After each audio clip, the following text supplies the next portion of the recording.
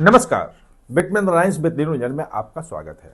आज हम बात करेंगे चुनाव आयोग की और बांग्लादेशी घुसपैठियों की। ममता बनर्जी बिल्कुल गुस्से में हैं, अलग अलग आरोप लगा रही हैं। वो अब उन्होंने कहा है कि भाजपा का जो एक ऐप है, मोबाइल ऐप, वो उसका इस्तेमाल चुनाव आयोग कर रहा है। नया आरोप लगा दिया है। एक नई जो है याचिका वो तृणमूल कांग्रेस की तरफ से सुप्रीम कोर्ट में आई है। यह हलफनामा दिया है चुनाव आयोग ने, एक नया हलफनामा दिया है और हलफनामे में दावे किए हैं।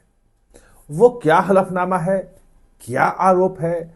बांग्लादेशी घुसपैठियों को बचाने में क्या ममता बनर्जी सरकार सफल हो जाएगी या चुनाव आयोग उन्हें निकालने में विफल रहेगा?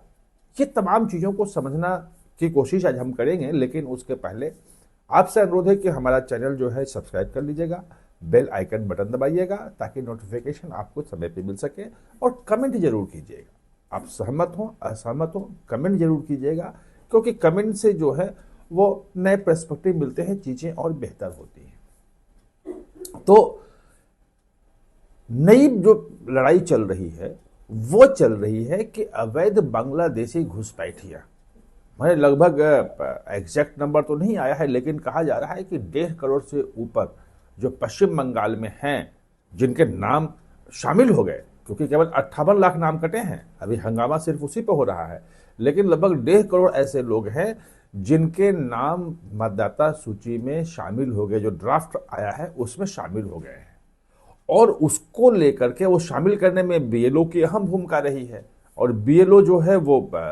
पश्चिम बंगाल सरकार का है। अब ये दबाव है कि उसमें जो है ये जो 1.5 करोड़ संदिग्ध हैं, जिसमें बहुत सारे, आपको पहले बता चुका हूं मैं कि माँ बाप की उम्र की जो है वो पता चला कि 70-80 साल के हैं, बेटे की और बाप की और माँ की उम्र का अंतर जो है 15 साल से कम है, यानी कि 8-10 साल में शादी उसी में हो गया। ऐसे बहुत सारी चीज़ें गड़बड़ियाँ वहाँ पे हैं जो जो सामने आ रही है। उन सबको नोटिस दिया गया है। अब लड़ाई जो शुरू हुई है वो ये कि चूंकि पश्चिम बंगाल सरकार ने बीएलओ को पेमेंट भी नहीं, 18,000 पेमेंट भी रोका हुआ है कि तुम जब तक हमारा काम गड़बड़ करोगे तो हम नहीं देंगे पेमेंट, हमारे हिसाब से काम करो, दबाव में काम कर रहे हैं। बहुत सारे लोगों ने आत्महत्या भी की है। और अब इन्होंने कह दिया है कि सेंट्रल गवर्नमेंट के जो एम्प्लाई होंगे उनको माइक्रो ऑब्जर्वर बना के बिठाया है, जो ये 1.5 करोड़ के आसपास बता रहा हूं, जिनको नोटिस जा रहे हैं, और वो आके अपने पेपर दें, डॉक्यूमेंटेशन दें कि वो बांग्लादेशी हैं, भारतीय हैं, भारत नागरिक होने के प्रमाण पत्र दें, उसके बाद होगा। अब जो अभिषेक बनर्जी आए थे मिलने के लिए चुनाव आयोग से, तो उसमें उन्होंने यही कहा कि उसमें हमारे बीएलए को बिठाने दो। बीएलए जो है वो एजेंट है। चुनाव आयोग ने कह दिया कि हम नहीं करेंगे, एजेंट मानेंगे। उसको लेकर के एक अलग झगड़ा शुरू हो गया है कि हम वो करेंगे। और एक जो ममता बनर्जी हैं उन्होंने कह दिया कि भारतीय जनता पार्टी का जो ऐप है वो इसी ऐप का इस्तेमाल जो है ये नोटिस भेजने में, और जो अवैध जो कह रहे हैं कि भाई गलत नागरिकता इनके संदिग्ध है, तो संदिग्ध मतदाताओं के पहचान में उन्हीं का इस्तेमाल हो रहा है और ये गलत हो रहा है। और सुप्रीम कोर्ट में मुद्दा है, 8 जनवरी को इसकी सुनवाई होनी है। अब सुनवाई में वो पहले से भी चल रही है, डेट मिल रही है, लेकिन चुनाव आयोग ने जो कहा है वो ये कह दिया है साफ साफ, जो नया जो एफिडेविट दिया है उसमें साफ साफ कहा है कि भारतीय संविधान जो है, भारत का संविधान जो है वो पीपल सेंट्रिक है, ये अपने नागरिकों को केंद्रित है संविधान। और उसमें भाई चाहे कोई भी आप लेजिस्लेचर बने, विधायक बने, पार्षद बने या राष्ट्रपति तक बने, आपका भारत का नागरिकता देखी जाती है। और जो वोटर है उसमें भी 326 और 327 अनुच्छेद 2 है, वो क्लियर कट चुनाव आयोग कहता है कि भारत का नागरिक ही वोटर हो सकता है। ये संविधान का अधिकार है। और पहले ये बहस जो 8 जुलाई से जब शुरू हुई थी बहस सुप्रीम कोर्ट में, उस दिन से ये तर्क दिए जा रहे हैं और ये तमाम चीजें वहां पे चल रही हैं। इस बार भी कहा है, इस बार एक और आगे बढ़ के बात कही है कि ये जो कहा जा रहा है, जो कि ममता बनर्जी कह रही है कि ये तो एक तरह से एनआरसी है, वो नेशनल रजिस्टर फॉर सिटीजन, आपको ध्यान होगा कि जब 2020 में जो शाहीन बाग वाला प्रोटेस्ट हुआ था और दिल्ली दंगे हुए थे, दिल्ली दंगे अभी चर्चा में आ गया है, वो शर्जील इमाम को जो बेल नहीं मिली है उसके कारण से, तो वो जो उस वक्त प्रोटेस्ट हुआ था सीए के खिलाफ, तो उसमें यही कहा जा रहा था कि सीए के बाद जो है वो अंत में ये एनआरसी लाएंगे और तमाम मुसलमानों को बाहर कर देंगे। और वो ये कह रही है ममता बनर्जी कि ये एनआरसी ही है।